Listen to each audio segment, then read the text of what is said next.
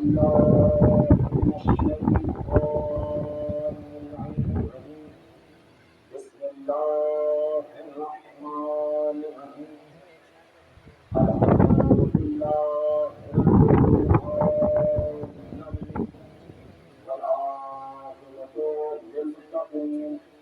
الصلاة والسلام على أشرف الأنبياء والمرسلين وخاتم النبيين رحمة للعالمين سيدنا ومولانا ومولى الثمانين سيد الحسن والحسين أبي القاسم محمد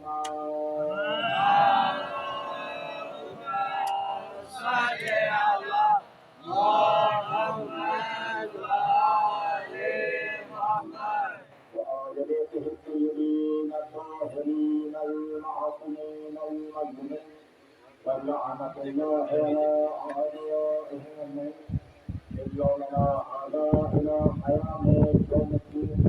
أما بعد فقد قال الله سبحانه وتعالى في محكم كتابه الكريم وفرقان الحميد وأحكام قوله الحق. بسم الله الرحمن الرحيم. وما ندعو كل أناس بإمامهم صلوات الله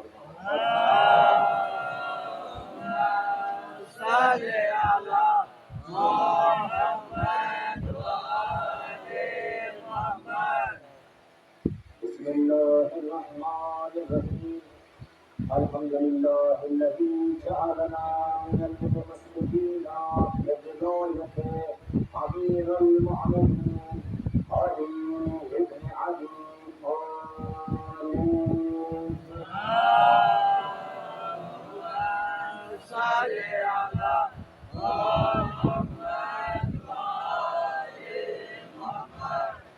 ہمارے اور مسلسل اس اشرا مجالس سے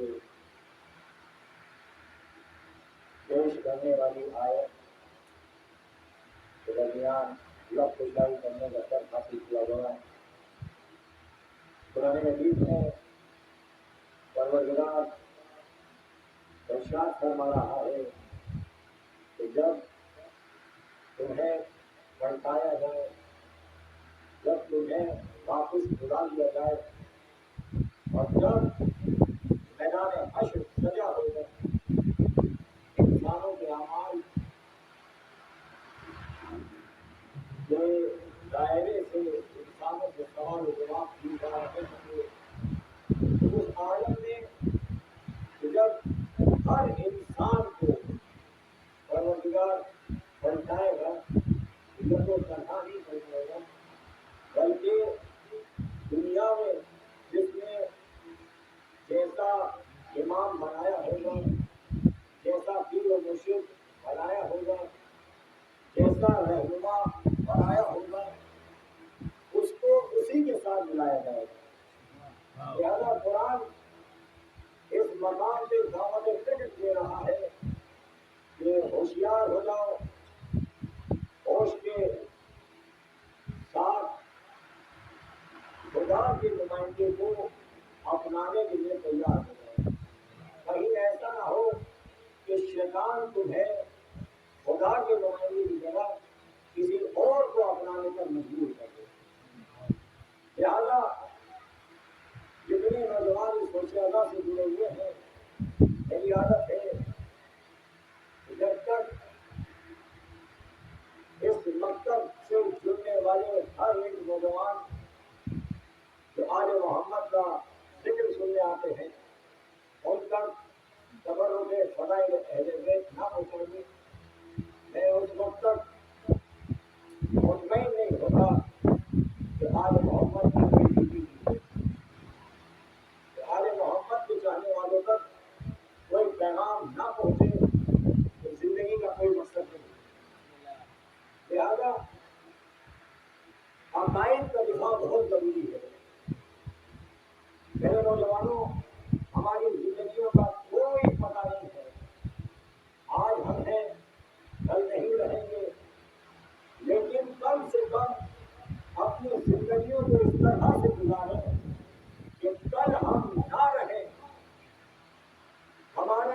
نام باقی رہے، لوگ ہمیں یاد کریں کہ وہ مولا کا ملنگ تھا، وہ مولا کا چاہنے والا تھا، وہ مولا کا مطیع تھا، مطیع ہے جو امر مولا میں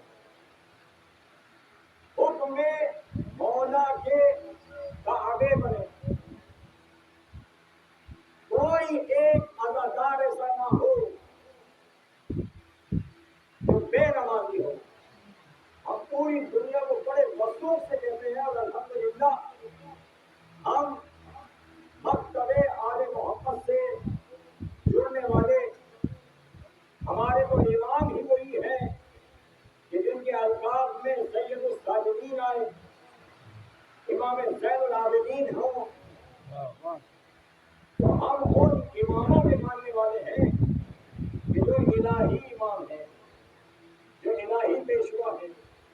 لہذا ہم نے ایک اعتراض کیا جاتا ہے کہ آپ تقیہ کرتے ہیں، یہ تقیہ کیوں کیا جاتا ہے، اس کی وجہ کیا ہے؟ کیونکہ ہر دور ایک جیسا دور نہیں رہا۔ بنو امیہ اور بنو عباس کے دور میں دشمنان اسلام میں جو حقیقی اسلام کے پیشوا کے چاہنے والے تھے، جو مولا علی کے ماننے والے تھے، جو رسول خدا کا حقیقی کلمہ پڑھنے والے تھے، انہیں تہہ بیٹ کیا گیا، انہیں چن چن کے دیواروں میں چنوایا گیا۔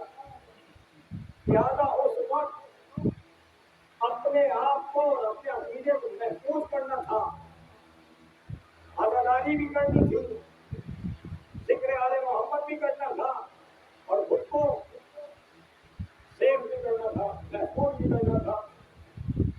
آپ لوگ اعتراض کرتے ہیں کہ آپ کے مسلک میں ملت تشیع میں تقیہ ہے، تو ہم الحمدللہ کہتے ہیں کہ ہاں ہمارے مسلک میں تقیہ ہے، کیونکہ قرآن کا حکم ہے۔ کسی تقریب کے گفتگو کر رہا ہوں، کیونکہ حکم قرآن ہے۔ قرآن میں سورہ مومن میں ارشاد ہو رہا ہے کہ بسم اللہ الرحمن الرحیم، وقال رجل مؤمن، کہا رجل مومن نے، مرد مومن نے۔ قرآن ایک شخص کو مرد مومن کہہ رہا ہے، یکتم ایمانہ، کہ وہ اپنے ایمان کو چھپائے ہوئے تھا، من آل فرعون، جو فرعون کے رشتہ داروں میں سے تھا، اور نام تھا اس کا حزقیل۔ حزقیل جناب حزقیل نہ تو نبی تھے، نہ کوئی اللہ کے ولی تھے، لیکن جناب حزقیل کو اللہ نے رجل مؤمن کہہ کر قرآن میں مخاطب کیا کہ رجل مؤمن، یہ فرد مومن ہے۔ تو جناب حزقیل کا کام کیا تھا؟ جناب حزقیل کے بارے میں مورخین نے لکھا کہ جناب حزقیل وہ ہے کہ جنہوں نے حضرت موسیٰ کے لیے صندوق کو تیار کیا۔ کیسے تھی یہ وعدہ تھے، وعدہ کیوں جو ہے نجار، یہ کیا تھے، ان کا پیشہ کیا تھا، آپریشن کیا تھا ان کا، یہ نجار تھے، وعدہ تھے۔ تو انہوں نے ہی حضرت موسیٰ کے لیے صندوق تیار کیا تھا کہ جس میں مادر موسیٰ نے حضرت موسیٰ کو دریا نیل کے سپرد کیا۔ دنیا والے کے ساتھ ہم دنیا کو بتانا چاہتے ہیں اور نوجوانوں کو خصوصیت کے ساتھ اس فرش بنا سے منسلک کرنے کے لیے ایک پیغام دینا چاہتے ہیں کہ آل محمد کے درس میں بیٹھا کریں تاکہ آپ انٹیلیجنٹ کہلائیں،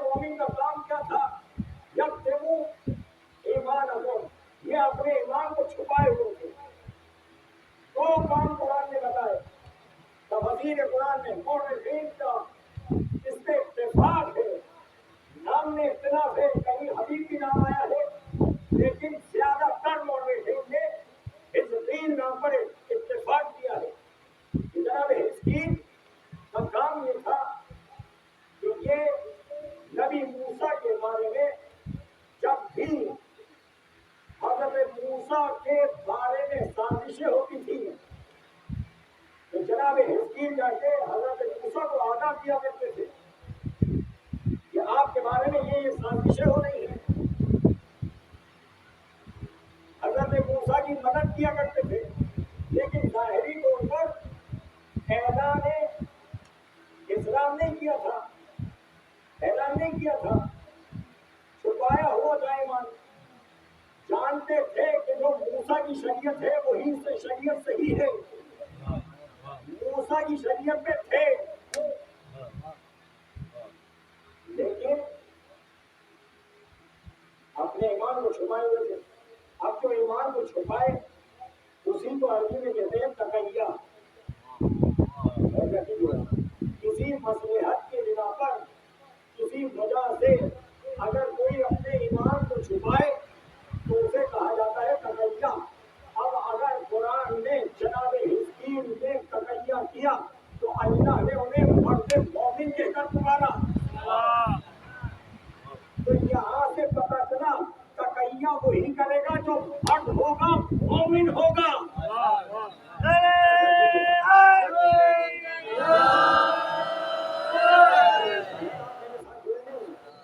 مرد مومن، تقیہ کرنے والے کو اللہ نے مرد مومن کہا، تاکہ کوئی بد عقل یہ نہ کہے کہ تقیہ بزدلی کی علامت ہے، اللہ کہہ رہا ہے مرد مومن، مرد مومن نے کہا۔ اب جیسے ہی فرعون نے سازش کی کہ موسیٰ علیہ السلام کو قتل کر دیا جائے، جناب حزقیل پہنچے ہیں حفاظت موسیٰ کے لیے، حفاظت موسیٰ کے لیے، اور حضرت موسیٰ علیہ السلام کو فرمایا کہ آپ مصر سے کہیں اور چلے جائیں، فرعون جو ہے آپ کے قتل میں آمادہ ہے، سنیے ہمارے ساتھ۔ تو اللہ نے یہ دوہری صفت تھی جناب حزقیل کی، ایک حفاظت کرنا کہ حضرت موسیٰ اللہ کے نبی کی جو حفاظت کرے اللہ اسے مرد مومن کہے، بھائی جو حضرت موسیٰ کی حفاظت کرے اللہ اسے مرد مومن کہے۔ کوئی تاریخ کوئی روایت ایسی آپ نہیں دکھا سکتے کہ جس میں جناب حزقیل کا کلمہ موجود ہو کہ حضرت حزقیل نے کلمہ پڑھا۔ دنیا میں کسی پیغام تک آپ کو منسلک کرنا چاہتا ہوں، کسی بھی جھوٹی سے جھوٹی تاریخ میں آپ کو یہ نہیں ملے گا کہ جناب حزقیل نے کلمہ پڑھا ہو، لیکن اللہ نے مرد مومن کہا، کیوں؟ کیونکہ نبی کی حفاظت کی، شاید آپ سن جائیں میرے ساتھ، کیونکہ نبی کی حفاظت کی، بھائی جو موسیٰ کی حفاظت کرے اللہ اسے مرد مومن کہے، اور جو محمد مصطفیٰ کی حفاظت کرے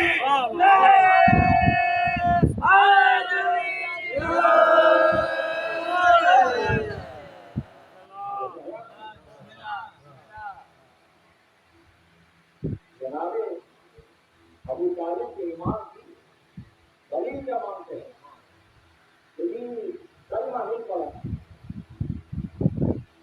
کلمہ نہیں پڑھا۔ ہم نے کہا رسول کے چچا کے کلمے کی اتنی فکر ہے کیا آپ نے قرآن پڑھا ہے؟ اللہ کسی کافر کے فعل کو اپنی طرف نسبت نہیں دیتا، جڑی رہے ایک لفظ پہ، اللہ کسی کافر کے فعل کو اپنی طرف نسبت نہیں دیتا۔ جب کائنات کے رسول نے کنکریاں ماری تو اللہ نے فوراً کہا اے میرے حبیب یہ کنکریاں آپ نے نہیں ماری، یہ کنکریاں ہم نے ماری ہیں۔ پھر کائنات کے رسول کے بارے میں فرمایا الم یجدک یتیما فآویٰ، اے میرے رسول ہم نے آپ کو یتیم پایا تو ہم نے آپ کی پرورش کی، ہم نے آپ کی پرورش کی، ہم نے آپ کی پرورش کی۔ اب جائے مورخ کے سر پہ قرآن رکھیے، مولوی مفتی سے پوچھیے، یہ بتائیے کہ جناب ابو طالب نے کیا محمد مصطفیٰ کی پرورش کی. واہ واہ واہ. ارے زمانہ ہے جناب ابو طالب نے کائنات کے حبیب کی پرورش کی اور ایسے بالا کہ آپ محفوظ ہوں گے اس بات کہ جب کفار اور مشرکین نے کائنات کے رسول کو قتل کرنے کی سازش کی تو سب اپنے اپنے سر جوڑ کے بیٹھے اور کہا کہ کس طرح سے محمد بن عبداللہ کو اذیت کی جائے. اگر ہم سامنے آئیں گے تو لوگ کہیں گے کہ ہم دیکھو عبداللہ کے بیٹے کو اذیت ہو رہا ہے. ایسا کرتے ہیں کہ ایک نیا طریقہ استعمال کرتے ہیں. توجہ کیجیے یہ معتبر کتابیں ہیں اہل سنت کی جنہوں نے یہ واقعہ درج کیا. کہا کہ نیا طریقہ کیا ہے. کہا ایسا کرتے ہیں کہ جب محمد ابن عبداللہ اپنے گھر سے نکلے تو ہم اپنے بچوں کو محمد ابن عبداللہ کے پیچھے لگا دیتے ہیں اور وہ بچوں کو کہیں گے کہ وہ پتھر اٹھائیں اور نبی پہ ماریں. اور کیا کیجیے گا بسم اللہ. اب جیسے ہی کائنات کے رسول اپنے گھر سے تبلیغ اسلام کے لیے نکلتے اور کفار و مشرکین کے بچے فوراً کائنات کے رسول کے پیچھے پیچھے اذیتیں دیتے ہوئے تکلیفیں دیتے ہوئے کائنات کے رسول کے اوپر پتھر برسایا کرتے تھے. جب کائنات کے رسول واپس آتے تو ایک مرتبہ جناب ابو طالب نے دیکھا اور اپنے بھتیجے سے کہا کہ کیا ماجرا ہے, پریشان کیوں ہو. کہا چچا جب بھی ہم گھر سے باہر نکلتے ہیں سنیے گا خدا کی قسم, جب بھی ہم باہر نکلتے ہیں تو یہ کفار اور مشرکین کے بچے ہمیں پتھر مارتے ہیں. ایجنڈا یہ تھا, پلاننگ یہ تھی کہ اگر رسول بچوں پر پلٹ کے وار کریں تو ہم کہیں گے کہ یہ کیسا اللہ کا نبی ہے, کیسا اللہ کا رسول ہے, بچوں کو مار رہا ہے. بسم اللہ. پلاننگ کیا تھی؟ یہ تھی.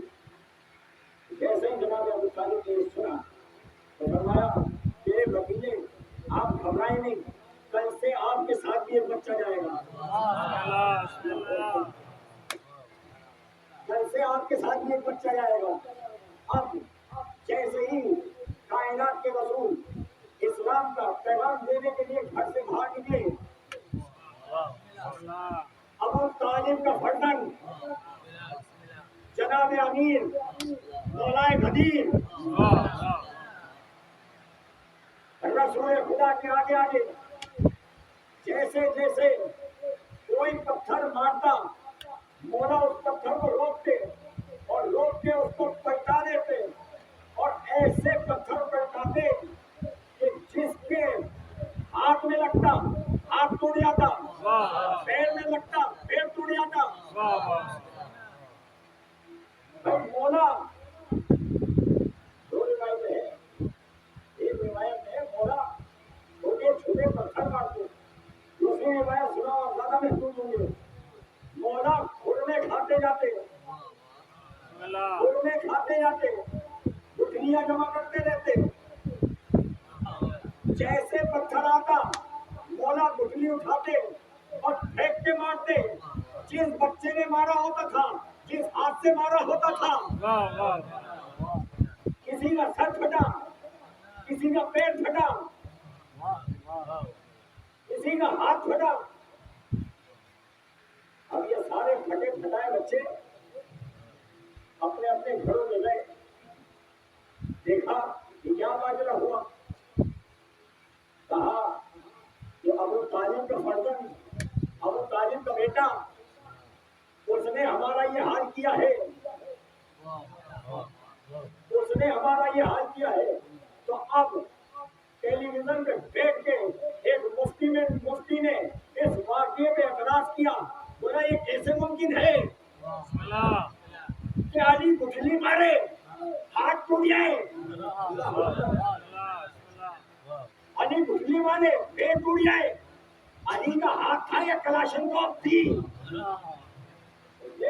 کر جی کہا تو علی کا چاہنے والا بھی برابر میں بیٹھا تھا، مولا کا دیوانہ بھی بیٹھا ہوا تھا. تو اس نے کہا کہ تمہیں اپنی عقل نہیں آئی، یہ بتاؤ اٹھلی زیادہ بڑی ہوتی ہے یا کنکر زیادہ بڑا ہوتا ہے؟ تو اس نے فوراً کہا یہ جیسا زمانے اٹھلی بڑی ہوتی ہے. کہا اب بھی سمجھ میں نہیں آیا، اللہ جب اپنی حجت کو محفوظ کرنا چاہے جب گھر کا معاملہ ہو تو ابابیل کے ذریعے سے چھوٹی چھوٹی کنکریاں برسوائے تو ایسا کر دے کہ جیسے کھایا ہوا گوشت. ارے یہ تو ید اللہ کے ہاتھ کی کلامت تھی.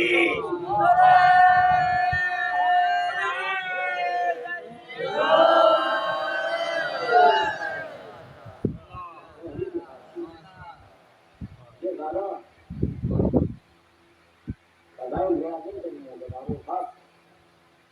بات اس طرح سے پہنچانی تھی کہ ہم جڑ جائیں کہ ہمارے آقا و مولا بھی اتنے فضائل ہیں کہ جن کے لیے قرآن کہہ رہا ہے کہ بسم اللہ الرحمن الرحیم قل لا اسألکم علیہ اجرا الا المودۃ فی القربى.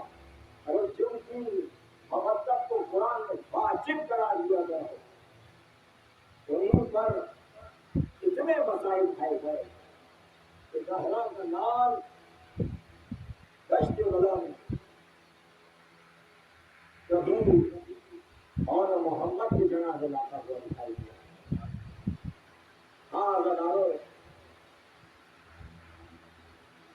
امام علی مقام ایک ایک کے لاشیں لاتے رہے، گنج شہیدہ میں رکھتے رہے. اکبر جیسے طریق جماعت کا لاشا، ارے بھائی حسن کی نشانی قاسم کے ٹکڑوں کو گٹری میں لے کر آنا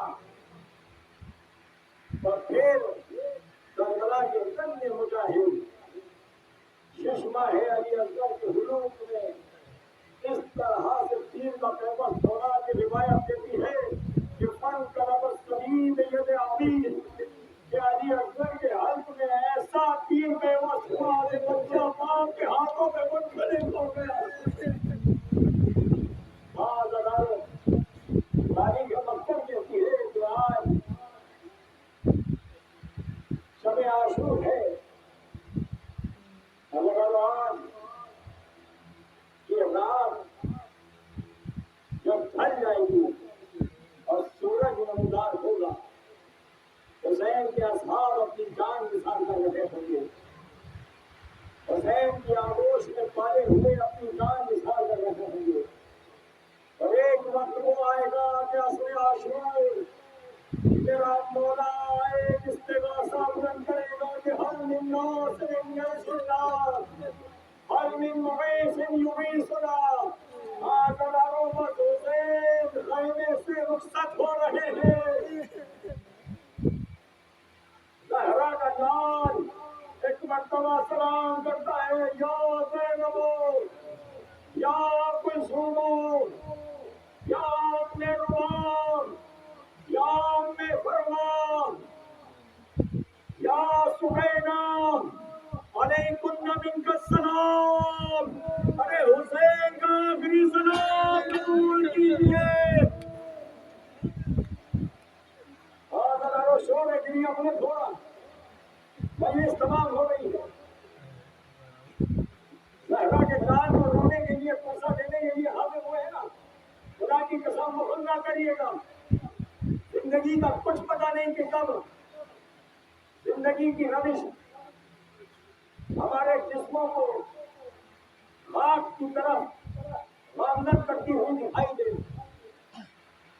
زہرا کا لال رخصت ہوتا ہے. تاریخ مقصد کہتی ہے کہ ایک مرتبہ امام حسین خیمے سے باہر نکلتے ہیں، واپس اندر چلے جاتے ہیں، پھر خیمے سے باہر نکلتے ہیں. ارے بیویاں جب امام حسین خیمے سے باہر جاتے ہیں بیویاں وہ میں پلٹ لیتی ہے، اے آقا ارے آپ کے بعد ہمارا کون سہارا ہو. ارے ہم عباس کردگار نہیں، اکبر جیسا جوان نہیں،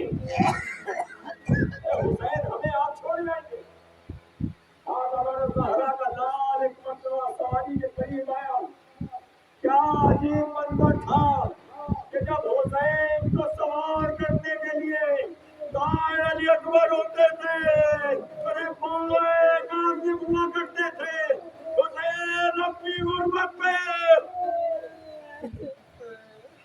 غریب الحسین ایک مرتبہ لجام خوش سے ہاتھ آیا، اے آقا حسین زبان بڑی ہے، ارے میرے اکبر کی ماں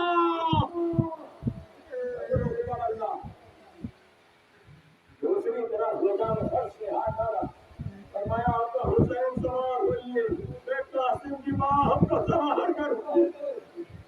حسین سوار ہوئے، مکتب کی طرف چلے، حضرت رزق پڑا ہے میرے آقا حسین نے ایک مرتبہ جو فوج اشکیا میں حسین نے جنگ کی ہے، ارے اس طرح سے جنگ کی زہرا کے لال نے کہا آؤ ایک بھوکے اور پیاسے کی جنگ دیکھو، ارے تم نے میرے اکبر کے سینے میں بچی ماری، تم نے میرے اکبر کو مارا۔ زہرا کا لال دشتے کربلا میں اس طرح خوفیوں شامیوں سے جنگ کر رہا ہے، تم نے میرے قاسم کے میرے بھائی حسن کے لال کے ٹکڑے ٹکڑے کر دیے، ارے تم نے میرے قوت کاور میرے بھائی عباس کے بازو دھندلا کر دیے۔ زہرا کا لال کربلا کے دشت میں جنگ کر رہا ہے، ارے فوجیں بھاگ رہی ہے، یا آواز آتی ہے یا ابو محمد صلی اللہ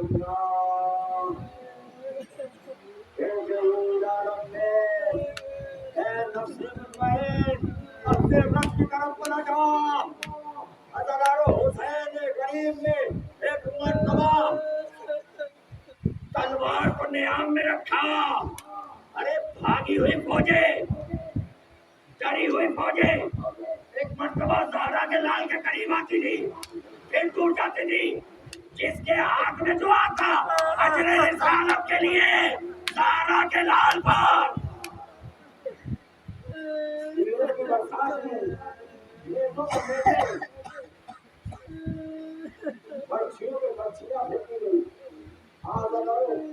زہرا کے لال ایک مرتبہ زمین سے زمین پہ آئے، اتنے تیر بے بس تھے کہ زہرا کا لال جو زمین سے زمین پہ آیا، تاریخ میں کیا خوف لکھا، ارے 19,000 کبھی 4 فوٹ، ارے زینب نکل حسین طلبکار کام پر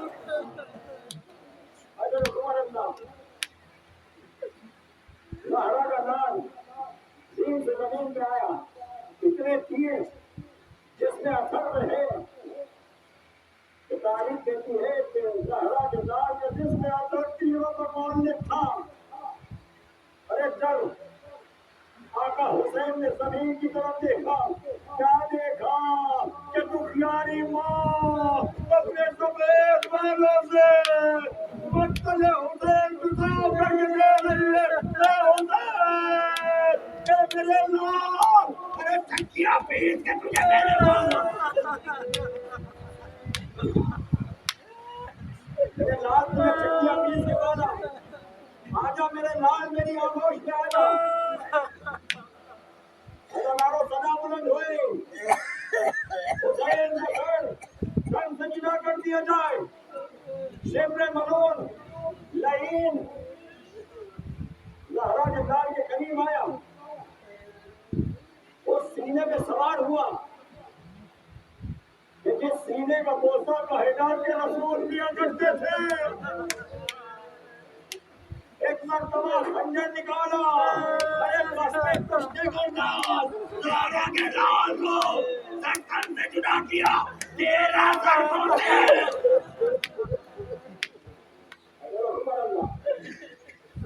شیخ سے پوچھا حسین پر چھری چلائی، کیا 13 خنجر ان تھا جو تجھے 13 ضربیں مارنی پڑی؟ شیخ کہتا ہے ارے میرا خنجر بہت تیز تھا، مگر کیا کروں جب بھی حسین کی گردن میں چھری چلاتا ارے کسی بیوی کا ہاتھ آتا ایسے ناقاد ارے میں نے چکیا پیٹ لی کہ حسین کو مارا میری کمائی کو نہ اجاڑ تیرے حسین کو نہ مار حسین کا سر زندہ ہو گیا لوگ کے نیتا پہ سارے حمزہ سے امام حسین کو بلند کیا فضا میں آواز بلند ہوئی سیاہ اندھیاں چلنے لگی قد قتل الحسین میں کربلا قد صبح الحسین میں کربلا فرزند رسول مارے گئے آج ہماری یہ سدائیں دیوار کے خیمے تک پہنچی دیوار نے ایک مرتبہ پھوٹی اماں سے کہا پھوٹی اماں ذرا خیمے کا پردہ تو ہٹائیے ارے چھوڑو کوئی کیسا ہے بس خیمے کا پردہ ہٹنا تھا لوگ کے نیتا پہ بابا کا ساتھ السلام علیکم یا ابا عبداللہ پھوٹی اماں ہم برباد ہو گئے فرزند رسول